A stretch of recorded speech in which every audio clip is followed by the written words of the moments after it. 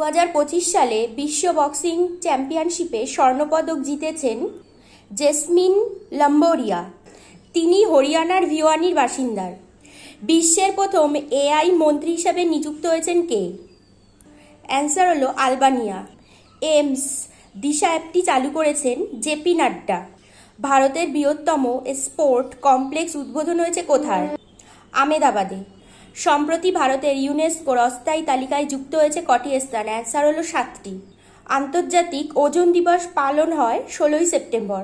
ইউপিআইয়ের নতুন দৈনিক লেনদেনের সীমা হলো 10 লাখ টাকা। 2025 সালে এশিয়া কাপে ভারতীয় মহিলা হকি দল জয়লাভ করেছেন রৌপ্য পদক রূপোর পদক, আর সোনা জয়লাভ করেছেন হচ্ছে চীন। 2025 সালে দলীপ ট্রফি জিতেছেন সেন্ট্রাল জোন। প্রধানমন্ত্রী নরেন্দ্র মোদী পিএম মিত্র টেক্সটাইলের উদ্বোধন করেছেন কোথায়? মধ্যপ্রদেশের ধার জেলায়।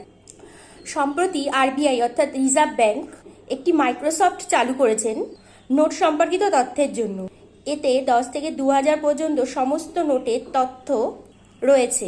আর বর্তমান আরবিআই অর্থাৎ রিজার্ভ ব্যাংকের গভর্নরের নাম হলো সঞ্জয় মালহোত্রা। সম্প্রতি নৃত্যশিল্পী সারদা হফম্যান উনি প্রয়াত হয়েছেন। উনি ছিলেন ভারতনাট্যমের সাথে যুক্ত।